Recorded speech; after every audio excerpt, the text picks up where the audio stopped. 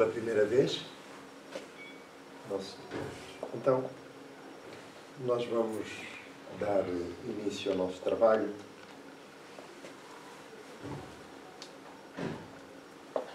com a leitura de uma mensagem do livro Caminho, Verdade e Vida, cujo título é Tempo de Confiança. E é um comentário de Emmanuel a um excerto do Evangelho de Lucas, que diz o seguinte: E disse-lhes: Onde está a vossa fé? A tempestade estabelecera a perturbação no ânimo dos discípulos mais fortes. Desorientados ante a fúria dos elementos, socorrem-se de Jesus em altos brados. Atende-os o Mestre, mas pergunta depois: Onde está a vossa fé? O quadro sugere ponderações de vasto alcance. A interrogação de Jesus indica claramente a necessidade de manutenção da confiança quando tudo parece obscuro e perdido. Em tais circunstâncias, surge a ocasião da fé no tempo que lhe é próprio. Se há ensejo para trabalho e descanso, plantio e colheita, revelar-se-á igualmente a confiança na hora adequada. Ninguém exercitará otimismo quando todas as situações se conjugam para o bem-estar. É difícil demonstrar-se amizade nos momentos felizes. Aguardem os discípulos, naturalmente, oportunidades de luta maior, em que necessitarão aplicar mais extensas e intensivamente os ensinos do Senhor. Sem isso, seria impossível aferir valores. Na atualidade dolorosa, inúmeros companheiros invocam a cooperação direta do Cristo. E o socorro vem sempre, porque é infinita a misericórdia celestial, mas vencida a dificuldade, esperem a indagação. Onde está a vossa fé? E outros obstáculos sobrevirão até que o discípulo aprenda a dominar-se, a educar-se e a vencer serenamente com as lições recebidas.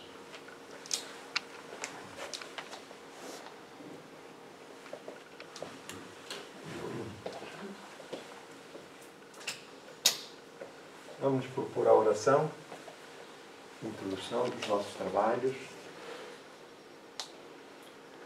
procurando visualizar e colocar no centro da nossa atenção a figura de Jesus, o amigo incomparável das nossas vidas.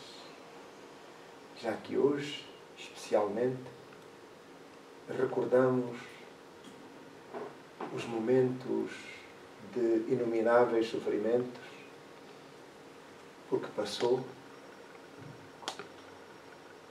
entregando a sua vida e o seu exemplo à humanidade para que pudéssemos aferir valores e tivéssemos fé para seguir adiante, carregando cada um a sua cruz, já que se faz incontornável a necessidade de aprimoramento, entregando ao mundo aquilo que é do mundo e a Deus o que é de Deus. E nessa luta gloriosa, o espírito sempre será colocado no madeiro, porque exigirá sacrifícios inomináveis. Razão porque hoje, quando recordamos esses momentos gloriosos, que são hoje para nós de alegria, de louvor a Jesus e a Deus pelo seu amor a todos nós. Pai de infinito amor e misericórdia, sentimos-nos infinitamente gratos pela oportunidade da manhã e pelo abençoado conhecimento que a doutrina espírita nos faculta para melhor compreensão dos ensinos e dos exemplos do Mestre, transformando em ferramenta de trabalho que nos facilite o aprimoramento moral. É esse, Senhor, por esses momentos de glória, de alegria, que nos reunimos esta manhã, sem, contudo, deixar de pensar naqueles que sofrem e para os quais dirigimos a nossa oração, deixando fluir da intimidade da alma os nossos melhores sentimentos, as nossas melhores vibrações e energias que se entrelaçam e partem em direção dos leitos de dor, uma força poderosa, iluminada pelos valores que nos iluminam a intimidade e o desejo sincero de podermos envolver aqueles que são fonte da nossa preocupação nas bênçãos do Teu amor. Ampara-os, Senhor, onde quer que se encontrem, mas sobretudo aqueles que mais invigilantes e antagonizados com o bem se entregam ainda à perturbação, à influência negativa, à má-fé, procurando contrariar a lei do progresso a que estamos todos irremediavelmente destinados, pois foram esses objetivos traçados pela sabedoria divina. Cada um de nós alcançasse os mais altos patamares da vida, onde a felicidade, o bem, a saúde são plenos. Mestre querido, abençoa, Senhor, a nossa humilde reunião da manhã, mas imbuídos de fé, de confiança irrestrita em vós, cantando louvores, hossanas a Deus nas alturas e paz na terra aos homens de boa vontade. É o nosso desejo, Senhor. Assim, sentimos-nos infinitamente gratificados pelas bênçãos que descem dos céus. Obrigado, Senhor. Muito obrigado.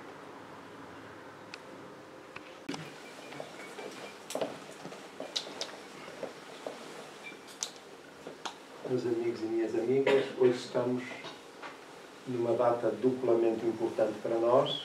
A primeira porque comemoramos e relembramos o momento, a tragédia que ocorreu na vida de Jesus, mas que hoje, graças à doutrina espírita, nos demonstra um momento glorioso. E por isso é um momento de festa espiritual, de alegria, de paz, de convivência fraternal, com a certeza de que as bênçãos do Senhor estão com toda a humanidade, já que Ele é e continuará a governar o planeta, citando as suas próprias palavras, que antes que este mundo fora criado já Ele estava à direita do Pai. Portanto, foi aquele Espírito a quem Deus entregou a incumbência de gerar, de criar o planeta e toda a vida aqui, que nos permitiu adentrar e fruir de todas as oportunidades para evoluirmos e chegarmos, enfim, aos altiplanos da vida. Portanto, este é um momento de festa, de convívio feliz, mas também, coincidentemente com o nascimento do nosso patrono Francisco Xavier, que ocorreu a 7 de abril, portanto é o dia da nossa instituição, comemoramos-lo hoje também e vai ser apresentado aqui uma reportagem fotográfica do local onde ele nasceu. Esse trabalho estará a cargo do nosso companheiro Carlos Cunha, que teve a amabilidade, numa visita ao local, fazer uma reportagem que nos dará a ideia do espaço em que nasceu esse missionário do Cristo, que esteve entre nós e nessa época foi a sua missão extraordinária na evangelização, sobretudo, e a serviço da coroa portuguesa sobretudo da zona das Índias, no Oriente. Portanto, vamos passar a palavra ao nosso confrade. Antes, porém, dadas, enfim, as circunstâncias da data e do dia de hoje e dos compromissos que cada um tem, não haverá passes no final do trabalho. Anunciamos ainda, para que não nos esqueçamos, para quem tiver a possibilidade de sintonizar o canal de televisão da SIC Mulher, no dia de ontem, projetaram às 21 horas, o filme Kardec. Portanto, aconselhamo-lo a ver, quem tiver possibilidade de recuar, que tem um programa, uns comandos que faz recuar para o dia da manhã, às 21 horas, o filme Kardec, que é interessante vermos. Que conta a vida de Kardec, de uma forma resumida, mas, sobretudo, a luta, o trabalho que teve para a codificação da doutrina dos espíritos.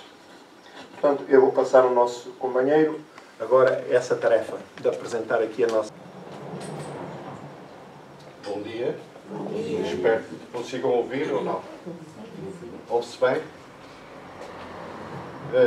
Muito obrigado, Alexandre, e à Casa Francisco Xavier, pela oportunidade de, neste dia, poder, enfim, partilhar um pouco do trabalho, que inclui uma reportagem fotográfica que foi feita de uma visita que eu e a Carolina tivemos a oportunidade, a grata oportunidade, diria, de estarmos em Xavier durante umas horinhas. Se me permitem, eu vou baixar aquilo, porque eu penso que a qualidade interessa nisso. No entanto, há de ceder a reportagem fotográfica propriamente dita, tomamos a liberdade de fazer um pequeno resumo, necessariamente muito reduzido, muito insignificante, para aqueles 46 anos de vida de Francisco Xavier e que não se podem traduzir senão estando ao lado dele e vivendo toda a sua carreira dos 46 anos que esteve nessa passagem pela Terra. Portanto, Francisco Xavier, como já foi aqui referido, que é o seu nome de batismo Francisco Jasso Azpilicueta Atondo e Azanres, mas que passou rapidamente, ou passado algum tempo, a denominar-se, a chamar-se Francisco Xavier, sendo que Xavier tem a ver com exatamente a localidade e o castelo onde ele nasceu, portanto, em Navarra. Nasceu, portanto, a 7 de abril de 1506, desencarnou a 3 de dezembro de 1552, em São João, uma ilha no sul da China, portanto, muito próximo da parte continental da China. 46 anos da sua passagem.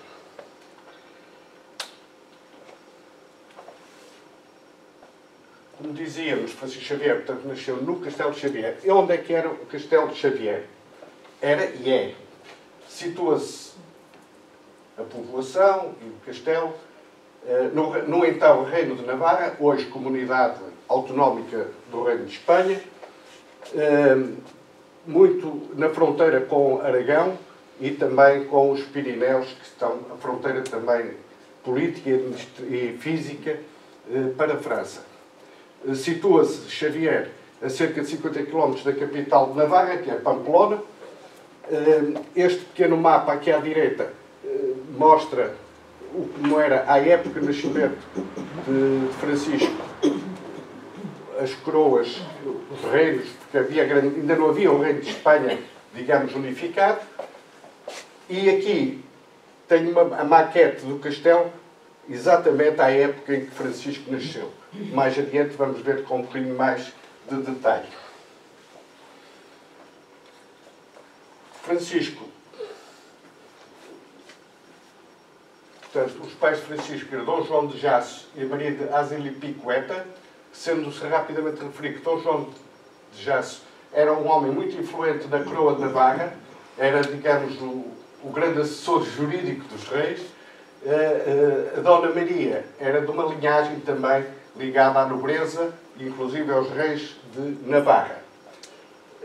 os irmãos de Francisco, Madalena, Ana, Miguel e João. Madalena seguiu a vida religiosa, depois aia, inclusive, de uma das rainhas na corte de Castela, depois continuou a sua vida num convento, e foi ela que influenciou muito a mãe porque fossem propiciados estudos a Francisco. A Ana casou e, portanto, apartou-se, por assim dizer, da família dali. Miguel e João foram aqueles que deram continuidade à linhagem do Castelo de Xavier, e depois, mais adiante, direi mais qualquer coisa. Mas, sobretudo, foram guerreiros ou militares, faltando-me outro termo. Agora, os pequenos apontamentos. Portanto, até os 16 anos, Francisco viveu, estudou no castelo. E supõe-se que depois, entre os 16 e os 18, esteve também a fazer estudos em Pamplona. Em 1524, parte para Paris para estudar no Colégio de Santa Bárbara, um dos mais prestigiados da época. Portanto, à época, Paris era quase diria, o centro do mundo. A sua universidade atraía pessoas de todo o lado. E Paris, na altura, tinha 300 mil habitantes e a comunidade universitária rondaria os 4 mil.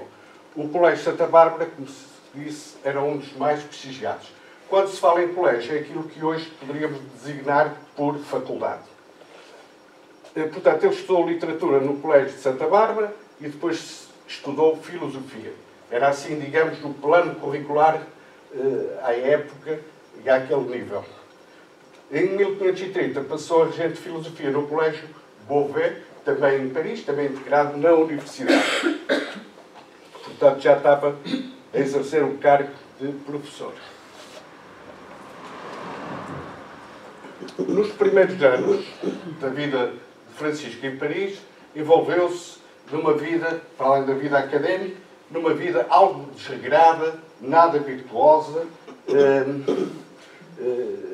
enfim, de diversão, até alguns aspectos viciosos.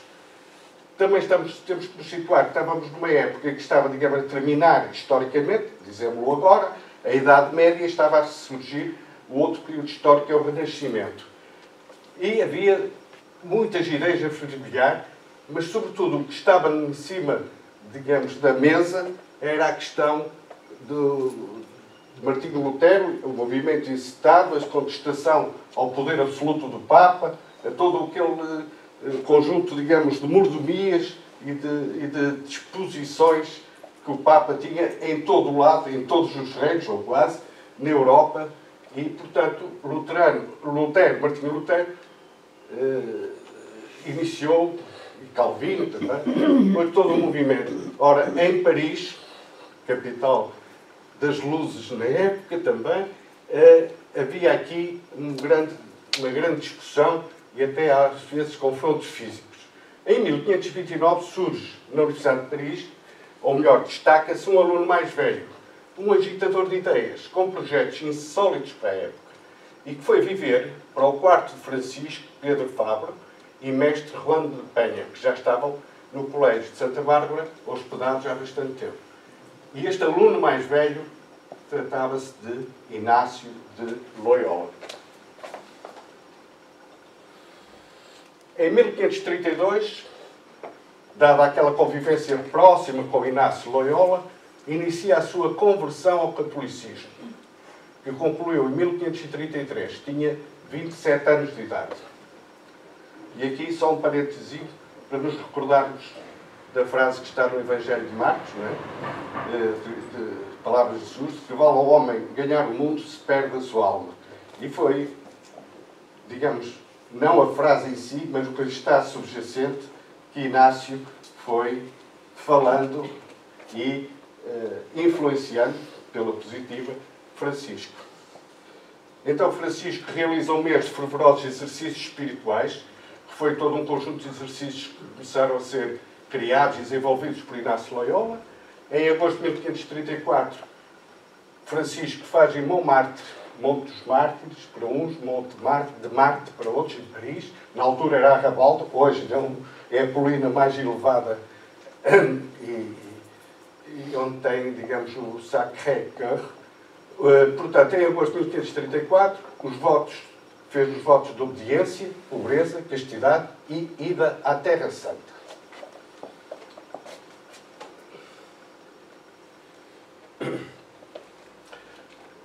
Inácio trazia dos seus projetos, das suas ideias, começou a desenvolver de uma forma mais intensa a fundação de uma organização no seio da Igreja Católica, que hoje ainda conhecemos como a Companhia de Jesus.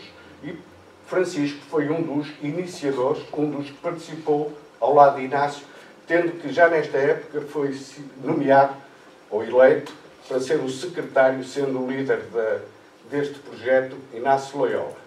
Entre 1535 e 1536 estuda teologia como preparação para o sacerdócio.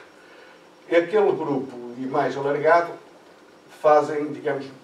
combinam encontrar-se em Veneza para prepararem uma missão, uma ida à Terra Santa.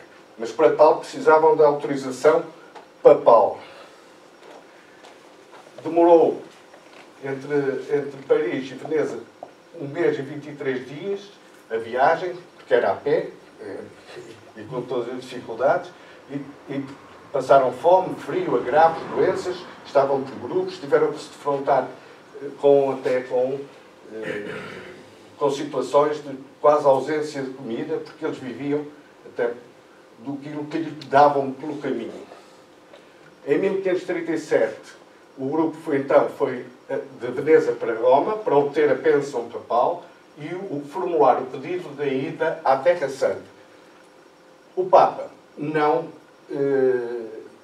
deu acordo, portanto não satisfez o pedido, porque havia muitas guerras, muitas disputas, e inclusive na própria Palestina, pelo que perigava bastante o projeto, porque era um trajeto por via marítima, mas também muito por terra.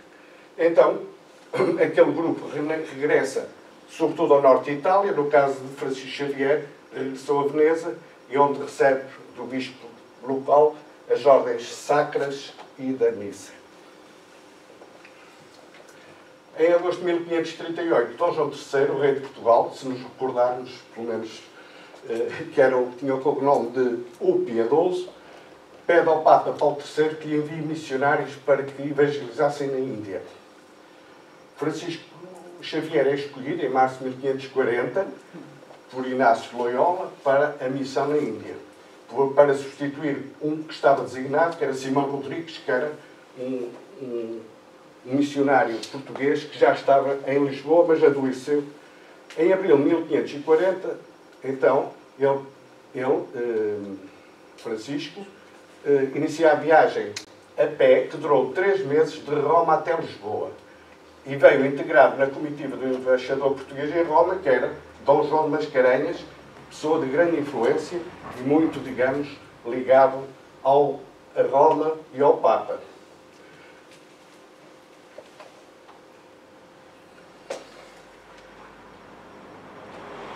Só um pormenor, nesta viagem, em abril de 1500, que se iniciou e que durou 3 meses, a comitiva passou perto de Xavier. E o embaixador propôs a Francisco que fizesse um desvio para passar pelo castelo de Xavier. E ele recusou. Pernoitaram, digamos, em Pamplona. No trajeto seria um desvio de alguns quilómetros, é certo, mas foi uma opção de Francisco. É um detalhe apenas.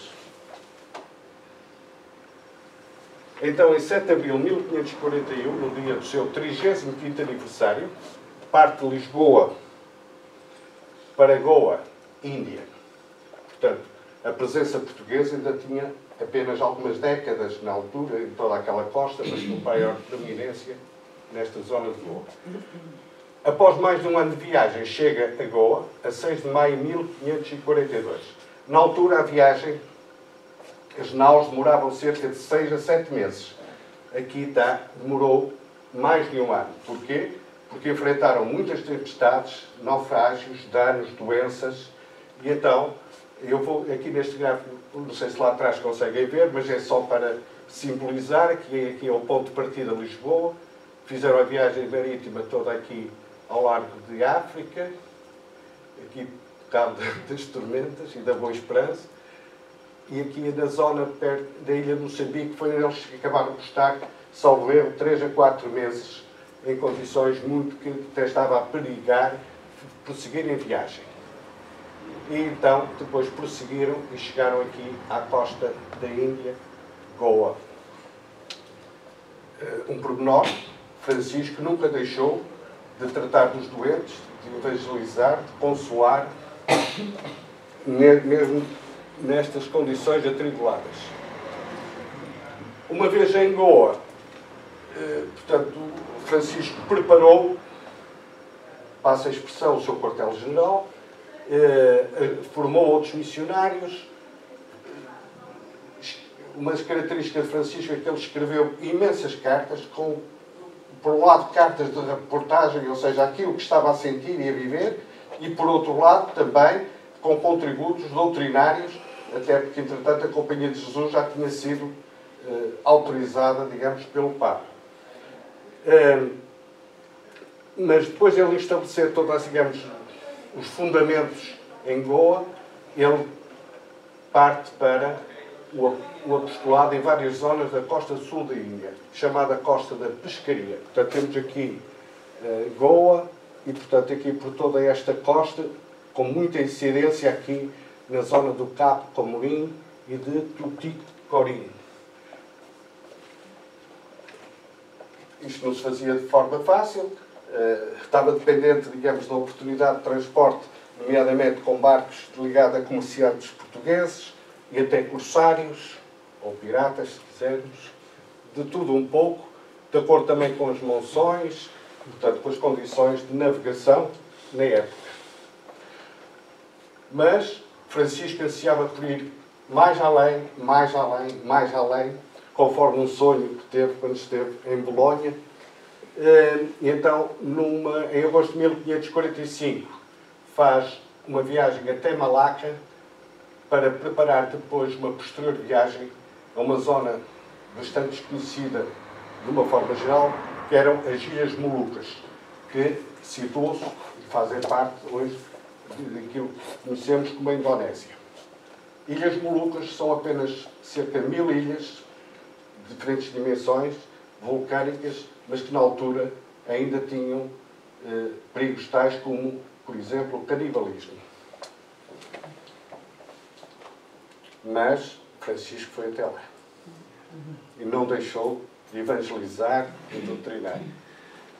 Ele, entretanto, regressa a Goa, foi sempre em trabalho, sempre em atividade. Em abril de 1549, parte de Goa para uma missão no Japão, com escala em Malaca. Malaca era sempre o ponto a plataforma nas suas viagens. E então chega aqui ao sul da China, em 1549, portanto aqui sucessivamente, a Kagoshima, no Japão, que é aqui no sul do Japão.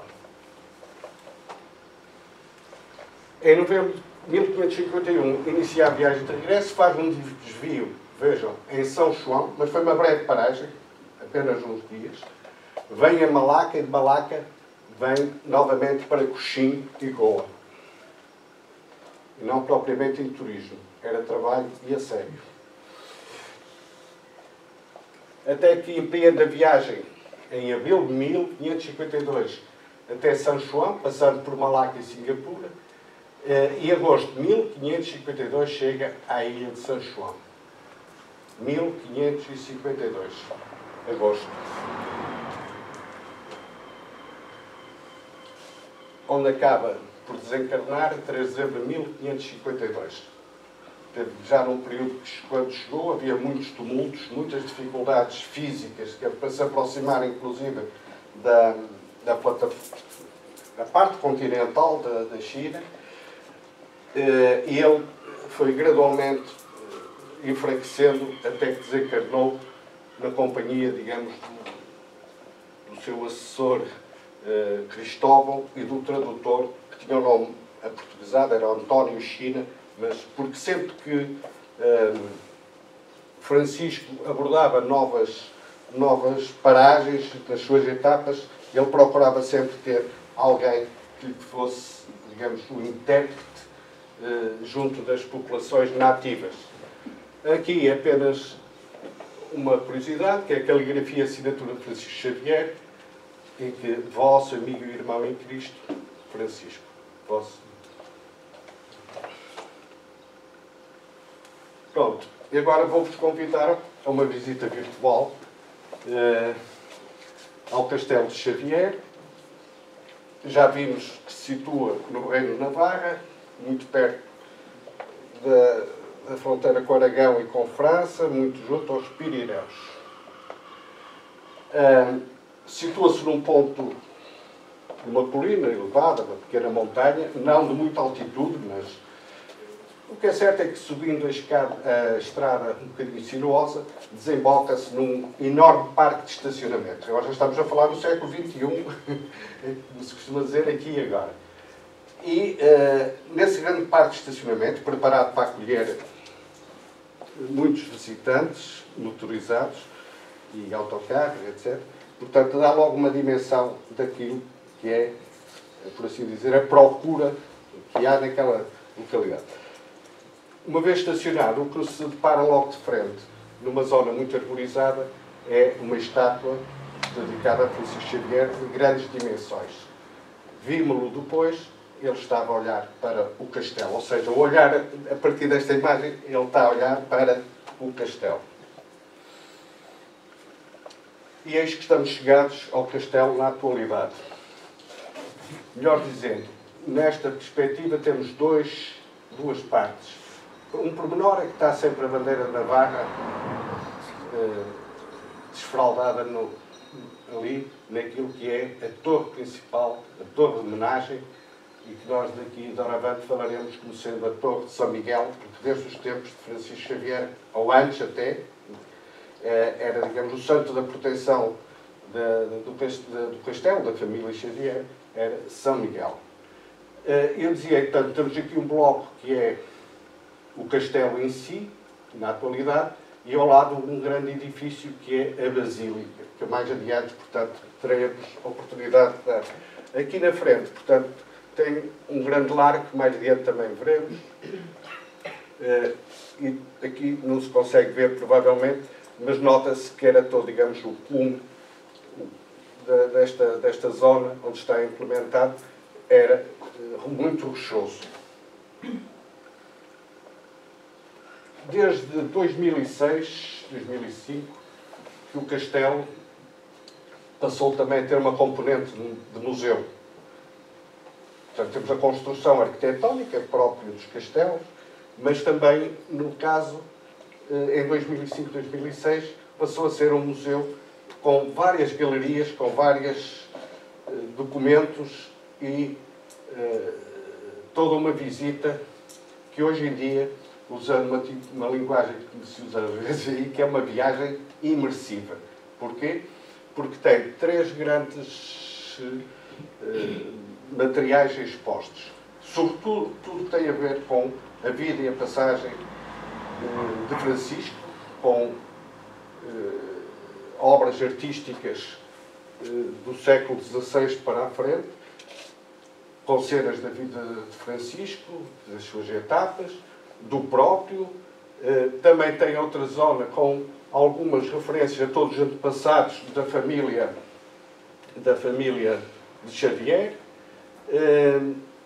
E também tem muitas pinturas, muitos quadros alusivos de diferentes dimensões, de diferentes escolas artísticas, relacionadas com cenas do Novo Testamento. Ou seja, dos Evangelhos.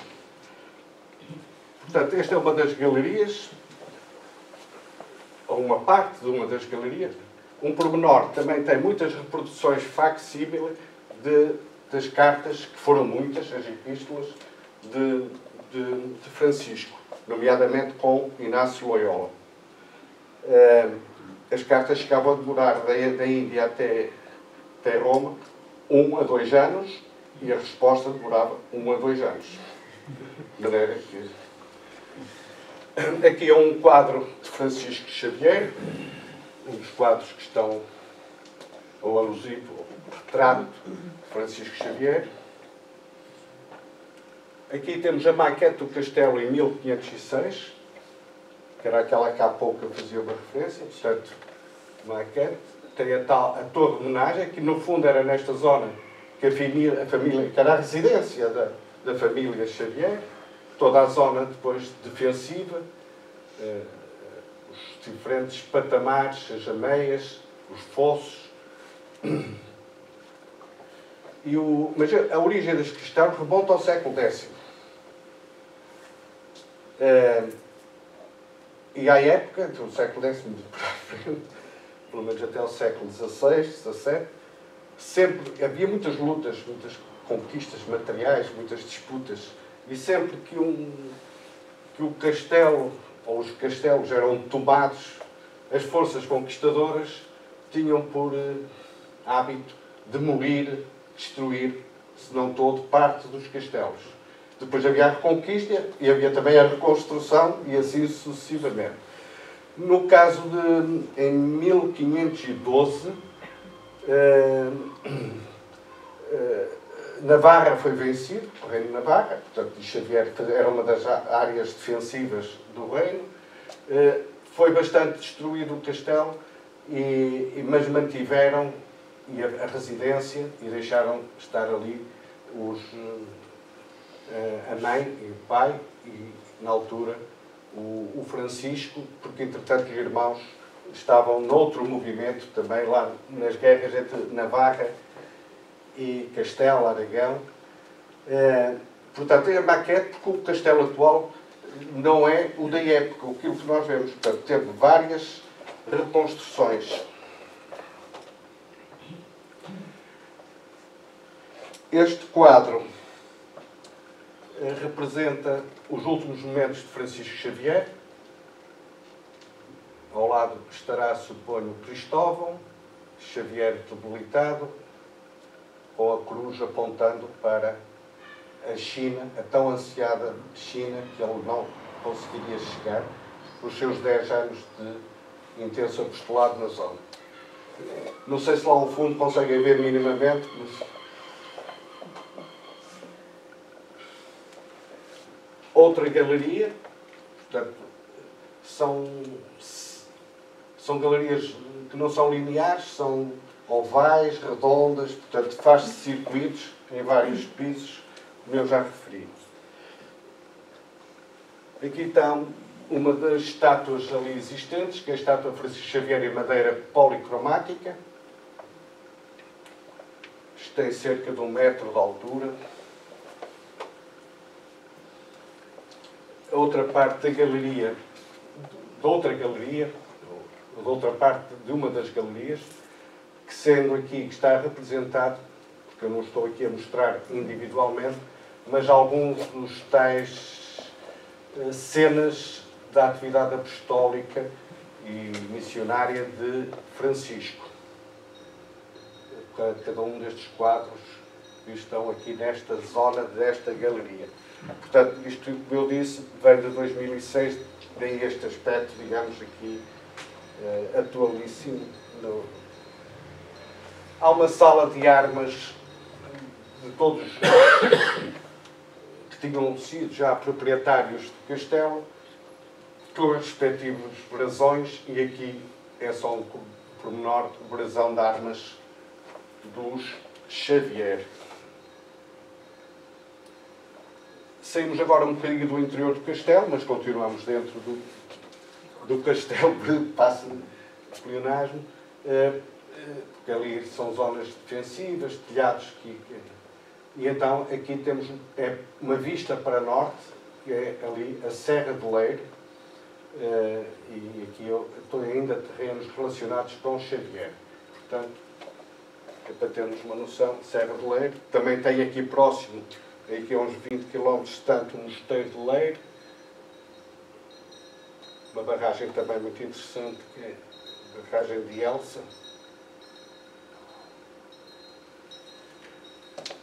Dentro do castelo há uma capela, para recolhimento, está no acesso. Tem esta particularidade, aqui tem a reprodução de todo um conjunto de imagens que estão numa parede noutra zona do castelo, que são pinturas murais, aqui é a reprodução delas, digamos, que é chamada Dança da Morte. Portanto, aqui a capela é um local que permite também recato, recolhimento e oração. À entrada tem aqui um oratório, ou melhor, sim, um oratório, também para isto tem uma dimensão, este motivo artístico, 30, 40 centímetros no máximo de altura, é em alabastro, é muito detalhado, aqui, a fotografia não está tão boa como devia estar para mostrar, pronto, mas tem por título Epifania. E é do século XVI. Então agora vamos aqui ter outra visão, agora virado a sul.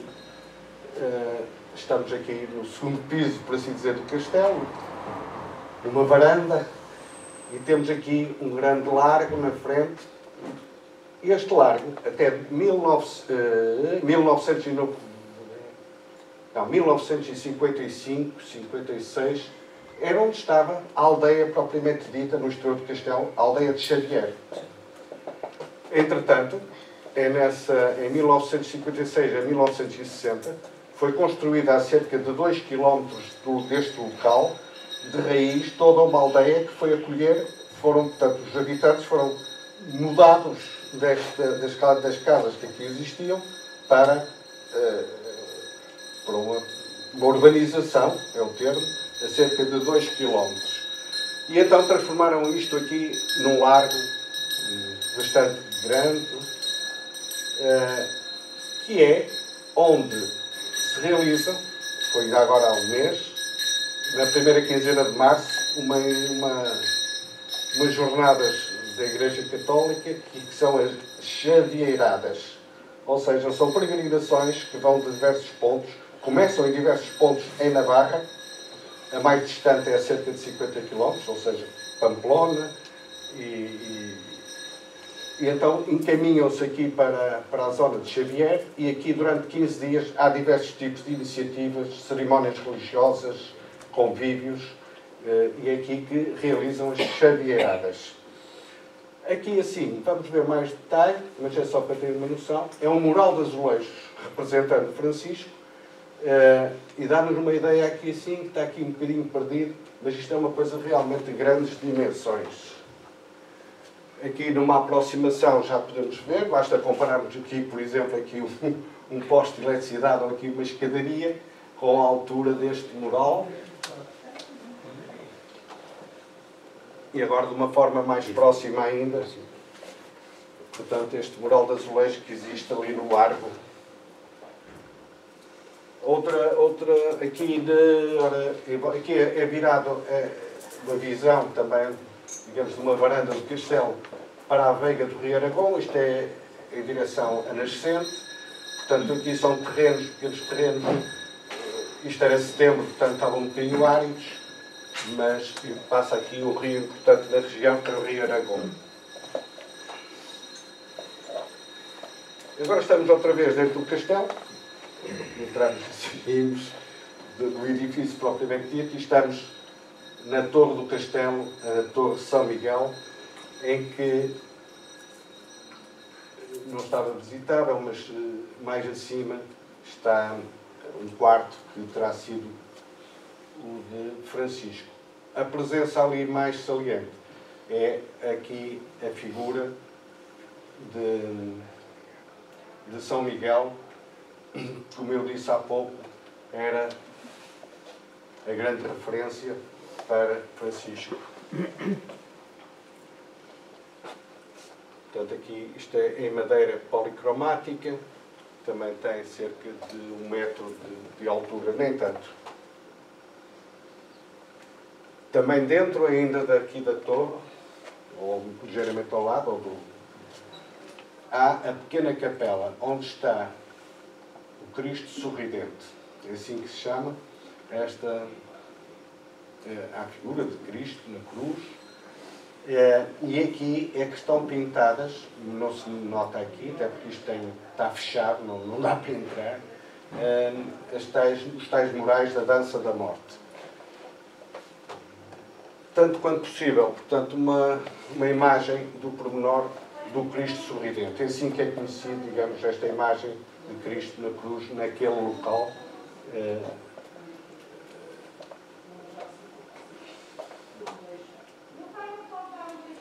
Aqui a torre de homenagem ao Torre de São Miguel, vista do outro ângulo. Esta primeira parte mais escura, digamos, é que remonta ainda ao século X, de acordo com as descrições.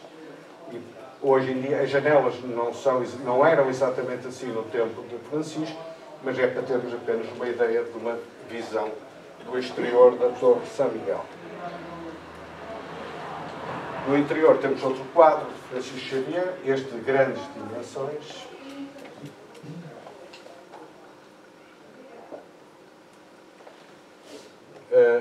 Isto é virado a sul, portanto apenas uma imagem do que se vislumbra daquele sítio. Portanto, aqui temos novamente o castelo, visto no tal largo de fronte, e aqui à esquerda a Basílica de Xavier. A Basílica de Xavier foi inaugurada em 1901. Embora tenha este aspecto que poderá dar a ideia que remonta muito mais atrás, mas não, foi em 1901. Foi oferta de uma família nobre, da nobreza também de Navarra, e que tiveram que demolir aqui uma pequena parte do castelo para construírem aqui a Basílica. Portanto, a Basílica aqui nesta imagem está como se não existisse o castelo. Este é o acesso, portanto, uma escadaria, a entrada. Do ponto de vista arquitetónico, misturam-se vários estilos, mas não vamos agora aqui escalpelizá-los. Portanto, mas o acesso é por aqui, sendo que há aqui esta zona mais clara, que agora vamos tentar ver com maior aproximação. Exato. Ao centro, uma representação de Francisco. E depois tem aqui todo um conjunto de locais por onde, na sua missão na Terra, Francisco esteve. Tem Melinde, Vicência, Veneza, Paris, Xavier, Lisboa, Bolonha, ele também esteve muito tempo em Bolonha, Ceilão, hoje o Sri Lanka, Meliapor, Banda, Sanxian, pronto, Malaca. Portanto, tem aqui assinalados. E também aqui nesta entrada também, julgo que era lá, aqui está de que vale ao homem ganhar o mundo se perde a sua alma. Também está lá, mas eu não registrei fotograficamente. Portanto, aqui é uma ideia do interior da Basílica. O altar maior, por assim dizer, está nomeado ou denominado da Natividade. Existe também que não visitámos, uma cripta, até com sítios também para oração, além da parte tumular. Portanto, aqui é um pormenor do altar.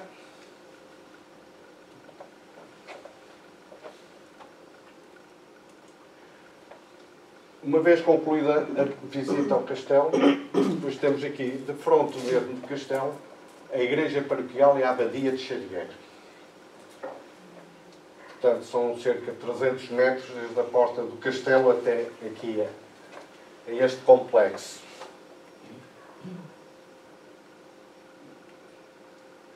O acesso à igreja, portanto, paroquial faz-se também, está tudo pavimentado durante muitos anos, e faz-se aqui por uma escadaria. À direita, isto que se vê já faz parte daquilo que chamam a abadia, que eu mais direi. Pronto, aqui vê-se melhor a abadia. A abadia que já vem antes do nascimento de Francisco, em 1506, já existia, porque os nobres das terras de Xavier, os senhores de Xavier, sempre tiveram ali instalações para os religiosos, e ao longo dos séculos foram de várias ordens, dos religiosos que prestavam, digamos, um serviço religioso e espiritual, quer no castelo, quer na povoação. Hoje estão lá residentes algumas missionárias religiosas.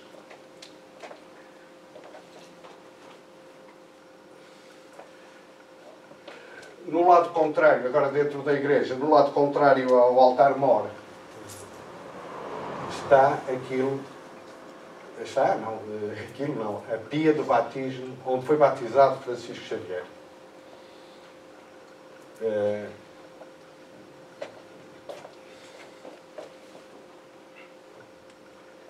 Aqui o altar-mor. A igreja, na sua configuração atual, é de meados do século XVIII, porque, tal como o castelo, também teve várias destruições e reconstruções. Portanto, aqui é o altar-mor, sendo que é presidida pela Santíssima Maria de Xavier, que é uma pequena imagem que aqui não dá para perceber, está aqui nesta zona mais branca, que eu estou a assinalar, portanto, dentro da igreja paroquial. E aqui está. Esta é uma imagem do século XIII, tem 30, 40 centímetros de altura também, que é que está a presidir, passa a expressão, no altar-mor.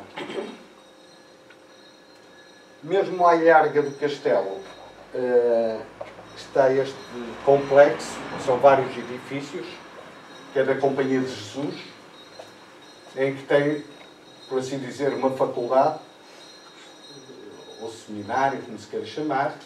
Há aqui residências temporárias para membros da Companhia de Jesus, fazem aqui muitos trabalhos de exercícios espirituais, digamos, daqueles que foram iniciados e divulgados por Inácio de Loyola. Portanto, aqui um grande complexo.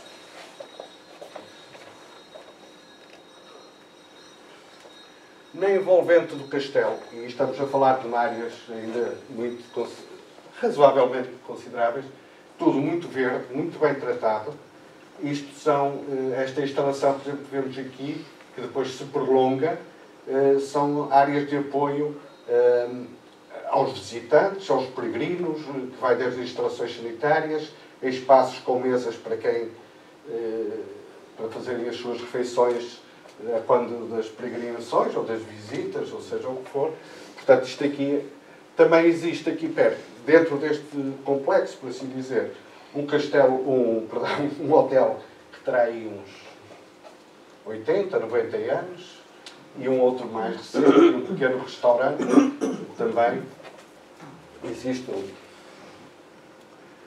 Pronto, outro pormenor, permite aqui algumas caminhadas à volta, mas está tudo, pelo menos quando lá estivemos, estava tudo de uma forma geral muito asseado, e tudo muito, muito verde, apesar de setembro. Pronto, terminamos aqui a visita ao castelo. Agora poderão perguntar, mas e que outras impressões é que... Bem, eu vou falar por mim, a Carolina pode falar por ela. Como eu dizia no início, eu tentava dizer, que era tentar sentir uma certa imersão, ou seja, parece que mergulhar um pouco na vida de Francisco, naquela etapa, naquelas missões. Devo confessar que não sabia tanto, ou melhor, sabia muito pouco. Hoje sei mais um bocado, porque pelo desafio tive que estar a estudar um bocadinho mais a biografia de Francisco, que é uma oportunidade também de enriquecimento, mas sobretudo tranquilidade, sem muita serenidade, eu quase que diria, uma sensação de bem-estar e quase que apetecia ficar por ali mais algum tempo.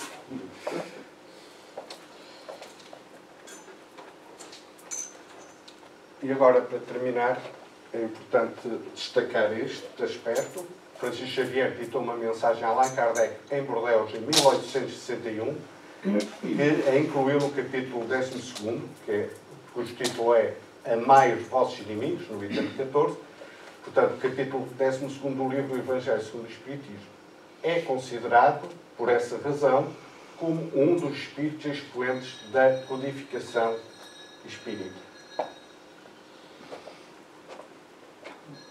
Agradecemos a vossa paciência, a vossa atenção. Se quiserem colocar alguma questão, estou disponível, naturalmente. Carlos, viu túmulos lá dentro da Basílica ou assim? Não, essa parte não fomos. Portanto, porque, inclusive, a família que financiou a construção da Basílica, a parte tumular e outros, é exatamente em baixo. Só a posteriori, depois que desenvolvi a pesquisa, e que aquilo não se limita à parte tumular, porque tem salas, por assim dizer, também para um maior recolhimento e também na parte da cripta, fica num plano. E há um outro altar que também não vislumbrei na altura, atrás do altar principal. Há um outro recanto também atrás. Mas não, como é que eu ia dizer? Não registámos tudo e Sim, claro. tínhamos de fazer. Eu tenho mais fotografias, mas não são propriamente. Mas os restos mortais não estão lá em Xavier, de Xavier. Não. Do Francisco.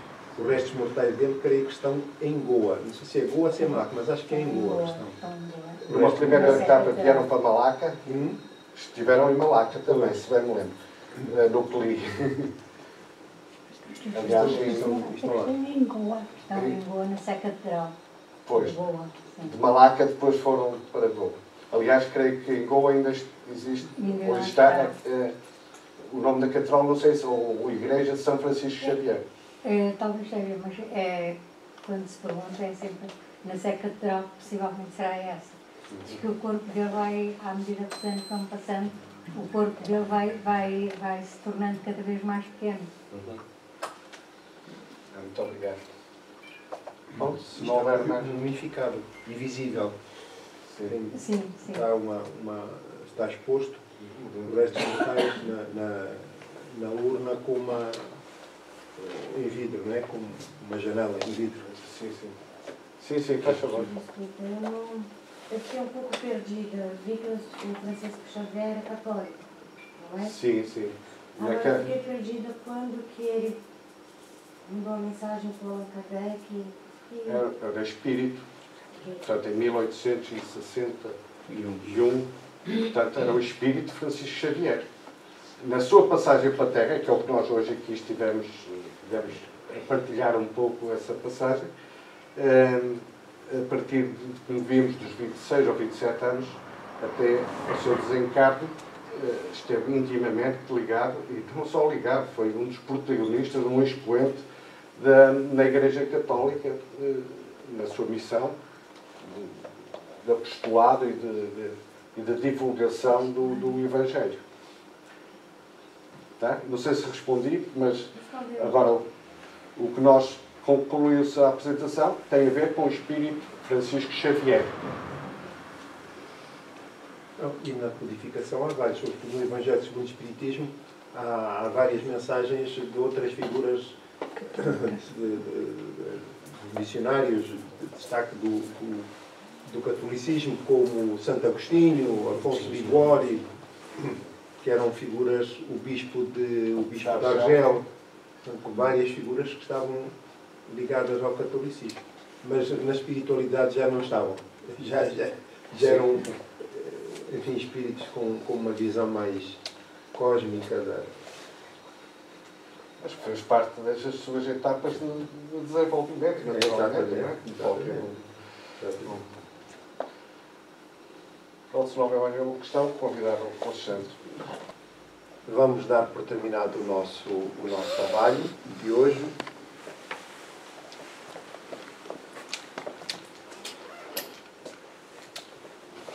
Unindo-nos em oração, procurando deixar fluir o melhor de nós.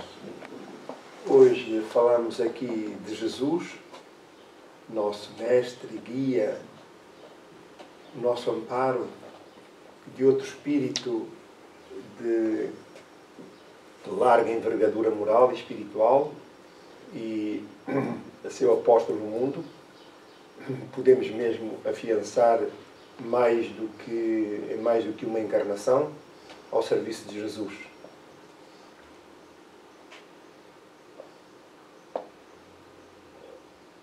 Querido Jesus, querido Pai e Senhor da vida, e a Francisco Xavier, nosso patrono e missionário,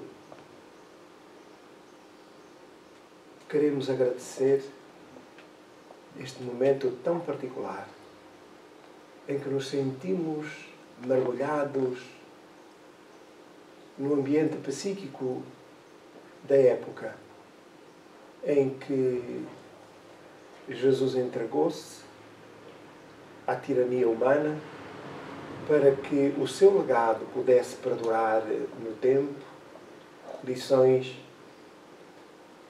que ficam gravadas na nossa alma a letras de ouro, iluminadas pelo seu amor infinito.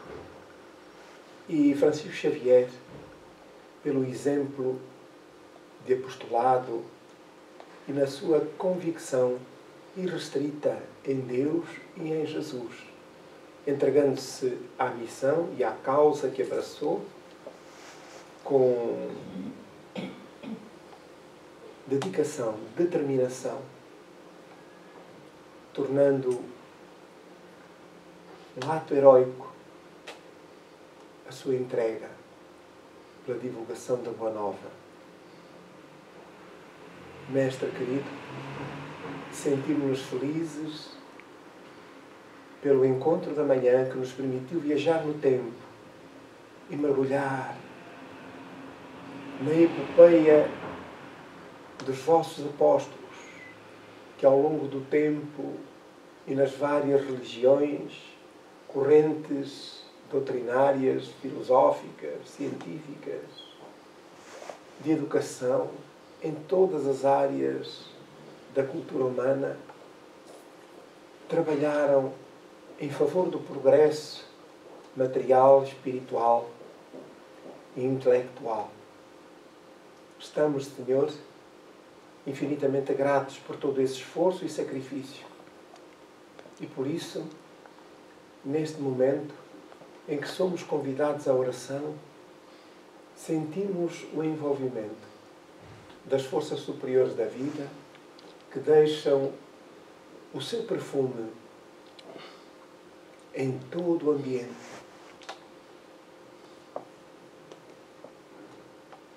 Unimos-nos a esse esforço e a essa doação, libertando da intimidade da alma a luz divina que jaz em nós. Ampara-nos, Senhor. Abençoa os nossos bons propósitos e acompanha-nos hoje e sempre. E àqueles que mais necessitados, por razões de saúde precária, de revolta, desespero, incompreensão, possam colher de vós ânimo e coragem, alegria para viver e enfrentarem as vicissitudes a que se encontram submetidos neste período da existência.